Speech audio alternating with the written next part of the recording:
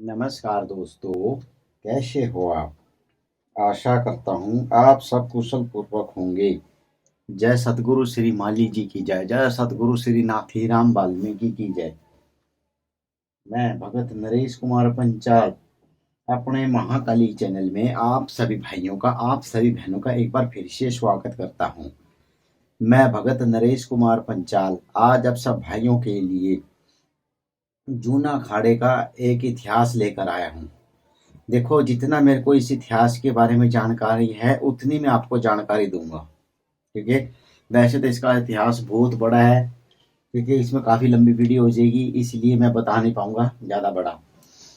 देखिए, अगर मेरे से कहीं गलती हो तो मुझे माफ़ करना। और हाँ, अगर आपको हमारी यह वीडियो, हमारे चैनल अच्छा लगे तो कृपया ज़्यादा से ज़्यादा लाइक करें, शेयर करें और सब्सक्राइब करें। बेल का बटन जरूर दबाया करें। और जो मेरा फेसबुक पेज है उसको भी ज़्यादा से ज़्यादा लाइक और शेयर करें। क्योंकि जूना अखाड़े के बारे में मेरे से बहुत से शिष्यों ने पूछा था कि गुरुजी, मारे को जूना अखाड़े के बारे में बताओ भी, ये क्या चीज़ है। कईयों को तो इसका जूना अखाड़े के बारे में पता ही नहीं कि जूना अखाड़ा होता क्या है। ठीक है भाई, आज मैं जूना अखाड़े के ऊपर थोड़ी सी जानकारी लेकर आया हूँ, इसको ध्यान पूर्वक सुने। अखाड़े किसको कहते हैं, अखाड़ा बोलते किसको है? अखाड़े दो प्रकार के होते हैं। एक अखाड़ा जहाँ पर पहलवान कुश्ती लड़ते हैं, दूसरा अखाड़ा जो महत्वपूर्ण सन्यासियों का एक समूह होता है उसको अखाड़ा बोलते हैं। इसकी शुरुआत कहाँ से हुई, किस तरह से इस अखाड़े का संचालन हुआ, जिस पर हम आज सनातन धर्म के भाई बंधुओं को इसका ध्यान देना होगा। क्योंकि जो भी बात मैं आपको बताऊंगा, जो भी मेरे भाई बंधु सनातन धर्म से जुड़े हैं वो उसको थोड़ा ध्यान से सुने, और मेरे शिष्य हैं जो ध्यान से सुने कि सनातन धर्म की स्थापना कब हुई थी। 8वीं सदी में आदि गुरु शंकराचार्य ने 10 नामी सन्यासियों का शुरुआत करी थी। जो 10 नामी सन्यासी थे उनकी शुरुआत करी थी। 10 नामी संप्रदाय के उन्होंने शुरुआत किया था। इसमें 8 मठ हुए थे और 8 मठ देश के चारों कोनों में थे, पूरे देश के चारों कोनों में हुए थे। इन्होंने इसकी स्थापना करी थी। हर मठ के जो जो अध्यक्ष होते हैं, जो भी मठ थे उनके जो अध्यक्ष होते हैं वो इनके ही शिष्य होते हैं, और शिष्य भी यही चुनते हैं। इन्हीं के चुनाव से ही शिष्य बनता है और यही उनके अध्यक्ष बने थे। अब पहला मठ जो भारत के कोने में है, उड़ीसा के गोवर्धन मठ, जो उड़ीसा में है उसका नाम है गोवर्धन मठ, जिसके मुखिया पहले थे उसका पद्मनाचार्य जी, और दूसरा केरल के फेंगरी शारदा मठ, जिसके मुखिया बने सुरेश्वरानंदाचार्य जी। उत्तराखंड के ज्योतिर्मठ, जिसके मुखिया बने श्री टोटकाचार्य जी, जो उत्तराखंड के थे ना, जो ज्योतिष मठ था उत्तराखंड में, उसके मुखिया थे श्री टोटकाचार्य जी। और गुजरात में द्वारका में जिसके मुखिया थे हस्तमाला भालाचार्य जी। इन्हीं मठों में से 10 नाम सन्यासियों के थे। 10 नाम उन आपको जानना भी बहुत जरूरी है। वो कौन कौन से 10 नाम हैं जो इन्हीं चारों मठों में से निकले थे, और वह कौन कौन से हैं?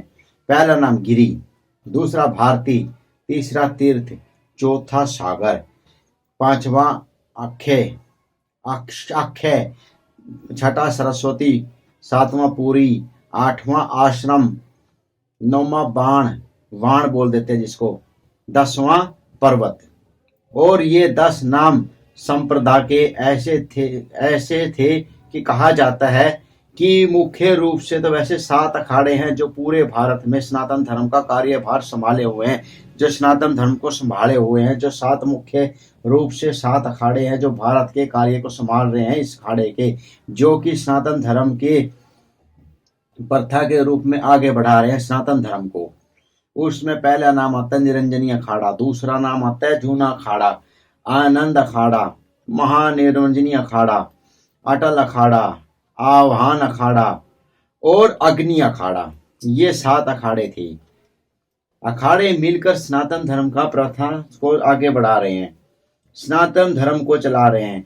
8वीं सदी में भैरव अखाड़े की शुरुआत हुई थी। जो भैरव अखाड़ा, जिसको आज जूना अखाड़ा भी बोलते हैं, वो 8वीं सदी में ही हुआ था। इस अखाड़े में जितने भी संत हुए थे, जितने भी संत थे, जब आपदा आती थी तो वो लोगों की मदद के लिए आगे आते थे, लोगों की सहायता भी करते थे। उन्होंने लोगों की जान बचाने के लिए अपनी जान की बाजी भी दी, अपनी जान की कुर्बानी भी दी। भैरव अखाड़े ने जूनागढ़ में मुगलों के साथ लड़ाई करी। जब मुगल साम्राज्य था, उस टाइम जब मुगलों का राज था, मुगलों ने जो हमारे संत महात्मा थे उनके ऊपर काफी अत्याचार करे, उनको धोखे से मारा, उनको जहर भी दिया खाने में, जिसके कारण हमारे काफी साधुओं की जान भी गई। जिसमें कि भैरव अखाड़ा सबसे आगे था। जिस भैरव अखाड़ा था ना, जो उसने हमारे साधु संतों की जो थे, उसमें उन्होंने फरसी भाले तलवार चलाई, तब जाके हमारे कुछ साधुओं की जान बची। तब इसका नाम जूना अखाड़ा पड़ा था। जूना का मतलब गुजरात में पुराना बोलते हैं, जो पुराना होता है उसको गुजराती भाषा में जूना बोला जाता है। तब ऐसे तो इसका पहला नाम है भैरव अखाड़ा। भैरव अखाड़े को वैसे बोलते हैं जूना अखाड़ा, ठीक है। और एक लाइन मैं और कहूंगा आपको, देश के सवाल में आप संतों को ना घसीटिए, साधु सन्यासी को खा रहे हैं भेड़िए, अगर निकल गए बहरी भरसी भाले तलवार, इनको तो मत कहना बाबा, हमको छोड़ दो, हमको छोड़ दो। क्योंकि देश का जो सवाल होता है उसको सिर्फ नेता लोग ही संभाल सकते हैं, उसको नेता संभाले, इसमें साधु संतों को बीच में ना ले। अगर साधु संतों को बीच में लेंगे, क्योंकि वैसे तो साधु संतों का नुकसान भेड़िए ही कर रहे हैं, अगर निकल गए फरसी भाले और तलवारें लेकर, तो फिर आप ना कहना बाबा छोड़ दो, बाबा छोड़ दो। क्योंकि जो हमारे संत महात्मा हैं उनको फरसी भाले तलवारें चलाने में पूरे निपुण हैं, वो तलवार चलाने में पीछे बिल्कुल भी नहीं हटते, ठीक है। अब अखाड़ों के इष्ट देवता है जो वो दत्तात्रेय महाराज जी है। जो दत्तात्रेय गुरु हैं वो अखाड़ों के गुरु हैं, इस अखाड़े के गुरु हैं। और इस अखाड़े के पूरे भारत में 4 करोड़ साधु हैं। इस अखाड़े में पूरे 4 करोड़ की संख्या में साधु हैं, जिसमें 15 लाख तो कम से कम 15 लाख से या 20 लाख से नांगे साधु हैं।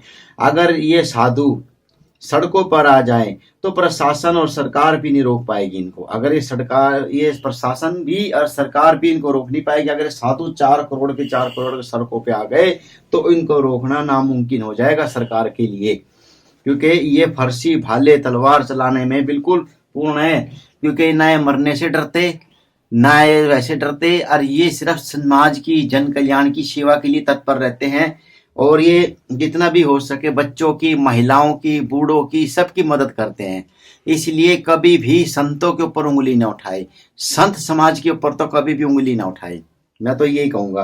क्योंकि संत समाज ही सबसे बड़ा समाज है, जो हिंदू तत्व से जुड़ा हुआ है, जो हिंदू तत्व से चल रहा है, जो हिंदू तत्व में मानने वाला है, वो संतों को मानने वाला जरूर होगा। इसीलिए सनातन धर्म को हमेशा सबसे बड़ा धर्म माना गया। सनातन धर्म भी सबसे बड़ा धर्म है और मानव धर्म भी सबसे बड़ा धर्म है। इसलिए सनातन धर्म में और मानव धर्म में कहा है कि बुजुर्गों की, औरतों की, बच्चों की हमेशा मदद करनी चाहिए और पशु पक्षियों की भी मदद करनी चाहिए। मैं तो यही कहूँगा, आप सबको एकजुट होकर सनातन धर्म का पालन करना चाहिए, सनातन धर्म की सेवा करनी चाहिए, सनातन धर्म के लिए जीना चाहिए। क्योंकि हिंदू का जो धर्म होता है, हिंदू धर्म में जीना भी हिंदू में ही, मरना भी हिंदू में। मैं तो यही कहूँगा, अगर आप लोग सनातन धर्म के साथ जुड़कर चलना चाहते हैं तो ज़्यादा से ज़्यादा संख्या में आगे आए। अगर आपको हमारा ये चैनल, हमारी वीडियो अच्छी लगे, ज़्यादा से ज़्यादा लाइक करें, शेयर करें और सब्सक्राइब करें। फिर मिलेंगे एक नई जानकारी के साथ और एक नई वीडियो के साथ। जय जूना अखाड़ा, जय सनातन धर्म की, जय हिंदू तख्त की, जय संत समाज, जय संत समाज।